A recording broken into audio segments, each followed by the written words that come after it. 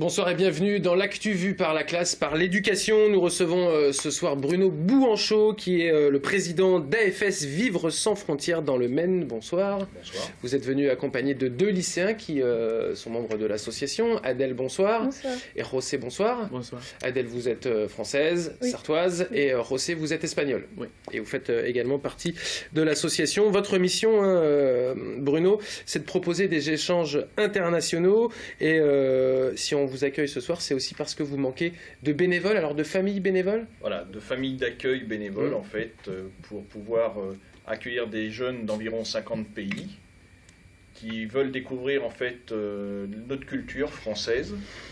Et donc, nous, on est missionnés, en fait, pour trouver des familles d'accueil. Et donc, 400, hein, 400 sur toute la France. Toute la voilà. France. Actuellement, il y en a 35 dans le comité Maine.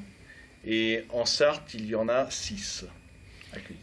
Quand on dit accueillir ces jeunes, ils viennent pour combien de temps? Parce que c'est évidemment une Alors, donnée il y a importante. plusieurs durées. Il y a 3 mois, 6 mois ou 10 mois, 10 mois et demi. D'accord. Une année scolaire, en fait, parce que on a une obligation, donc, famille d'accueil bénévole. On les aide pour les cantines et le transport. Mmh. Et ils doivent aller au lycée. Ça, c'est une obligation de l'association. D'accord. Et vous les aidez pour les démarches quand même à faire pour accueillir le jeune au lycée Tout à fait. Ouais. On les accompagne pour aller voir les lycées. On les aide. Toute la documentation, la paperasserie. Et ensuite, le coût, lui, est de 5 à 11 000 euros, c'est ça, hein, C'est ça, concrètement. voilà. Suivant les destinations et suivant les pays et suivant la durée. On imagine que les familles d'accueil, ce serait mieux qu'elles aient un enfant ou deux du même âge que le jeune accueilli. C'est pas forcément une obligation, mais c'est peut-être un peu mieux.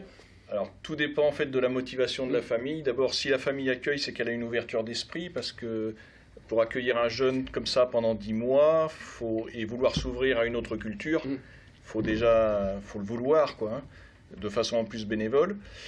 Et puis, s'il y a des jeunes, c'est bien, mais tout le monde ne cherche pas à ce qu'il y ait des jeunes dans la famille. C'est pas une obligation, et ça fait pas que le séjour sera mieux ou moins bien, en fait. Adèle, vous êtes allée au Costa Rica, vous. Oui, c'était Combien de temps? 1 mois et demi, moi. Qu'est-ce qui vous a donné envie? C'est juste le voyage, de partir? C'était découvrir une nouvelle culture, c'était d'approfondir mon espagnol aussi, et de découvrir de nouvelles personnes. Il y avait des jeunes dans la famille où vous êtes allé? Moi, il y avait ce que j'appelle mon petit frère qui avait 15 ans, et mon grand frère qui en avait 20. D'accord. Mon petit frère, parce que vous êtes revenu un petit peu changé, c'est ça vous avez noué des liens particuliers Oui. avec cette famille hein Oui, c'est ma famille costaricaine, c'est vraiment... je me suis attachée profondément à eux en peu de temps. En un mois et demi, c'est Oui. mieux que Love Story, quasiment. Oui, c'est sûr ça. José, vous êtes espagnol. Oui, Vous logez chez Adèle, hein, c'est ça? oui. Elle est ma correspondante. Oui. Ouais. Je disais, c'est pas du correspondant, on n'est pas là que dans un... C'est une famille d'accueil. Ouais, c'est une famille d'accueil, on n'est pas là que pour travailler la langue. José, vous, qu'est-ce qui vous a poussé à venir découvrir la France? La culture, aussi la langue française, qui est très importante aujourd'hui. Et avoir le bac français, c'est très important D'accord. aussi. Ouais, parce qu'ils peuvent passer des diplômes français. Tout à fait, suivant leur niveau et l'âge qu'ils ont. Une grosse partie en fait des jeunes qui arrivent ont entre 15 et 17 ans, et donc ils se retrouvent en première ou en terminale, et certains souhaitent passer le bac français et le bac général d'ailleurs, et donc certains font les 2 années en une. 2 années en une seule. Oui. Ce que fait Rossé. Ce que fait José, d'accord. Vous restez combien de temps, José? Pour un an. Pour un an scolaire. D'accord. Quel bénéfice en retire un jeune sur le plan de la personnalité? Est-ce qu'il en ressort plus assuré ou pas? Adèle, comment vous êtes aujourd'hui Maintenant, j'ai moins peur de partir toute seule. On revient tous plus matures, beaucoup plus matures, prêts à affronter des situations qu'on ne pouvait pas affronter avant. Et voilà. José, vous êtes déjà parti dans le cadre d'ASF en dehors de la France?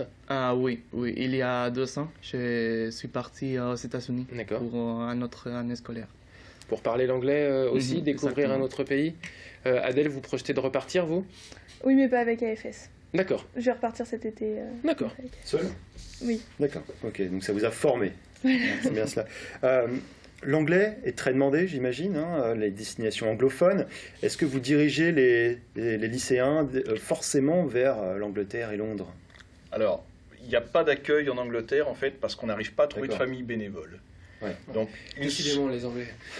Non, je plaisante. Une source très demandée, ce sont les États-Unis. Et pareil, il y a une limite aux familles d'accueil. Donc, on oriente aussi beaucoup sur les pays du Nord, Danemark, Norvège, Suède. Pour l'anglais, parce qu'en fait, ils parlent anglais, plus danois, plus suédois, plus norvégien. En France, on ne parle pas très bien anglais. Et donc, ça permet, en fait, les jeunes reviennent souvent avec 2 langues en plus. D'accord, donc c'est très, très enrichissant. Et c'est, comment dire, c'est encore plus l'aventure. Alors, en fait, le projet, c'est vraiment l'interculturel, et il peut être à 2 pas de chez nous.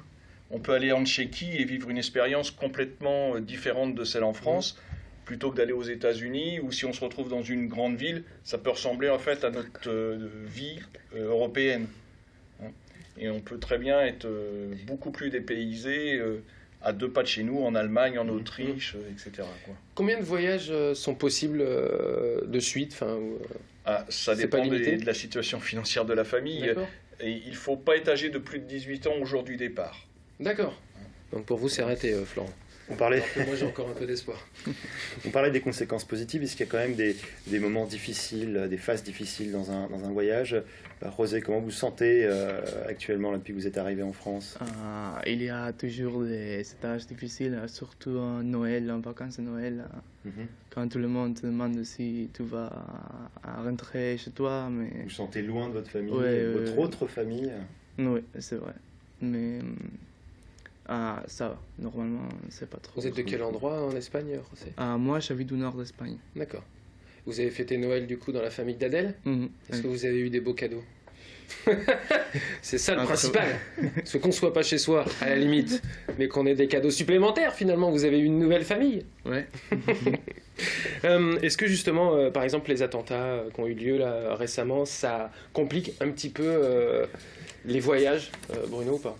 Alors tout à fait, l'association s'est mobilisée à ce moment-là de façon à rassurer l'ensemble des familles qui avaient envoyé leurs jeunes en France pour leur dire que en fait, aucun n'avait été touché, et aucun n'était perturbé pas perturbé, mais touché par ça.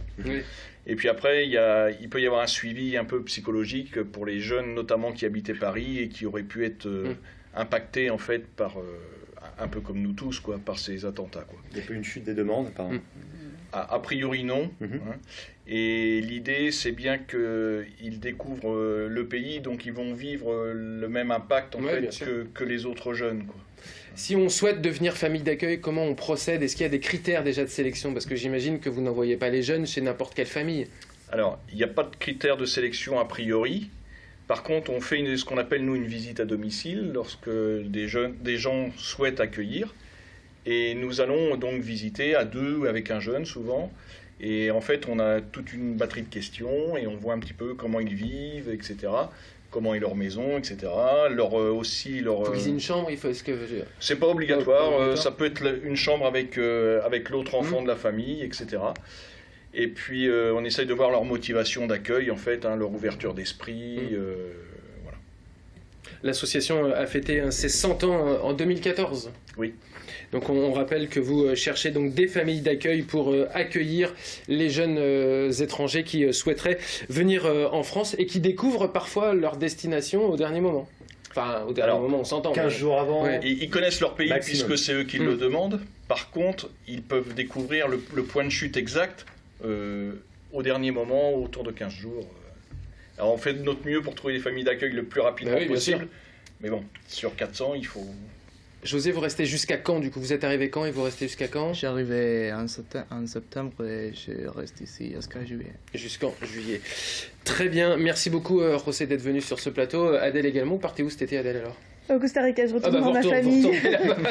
Très bien, vous avez votre nouveau pays de cœur, on va dire, le Costa Rica. Merci beaucoup Bruno Bouanchot d'être venu dans cette émission. Je rappelle que vous êtes le président d'AFS Vivre sans frontières dans le Maine. Si vous souhaitez devenir famille d'accueil, n'hésitez pas à aller faire un tour sur le site internet afs-fr.org. Merci beaucoup Florent. Merci Julien. D'ici quelques instants, on se retrouve pour le bocal local, votre émission culturelle.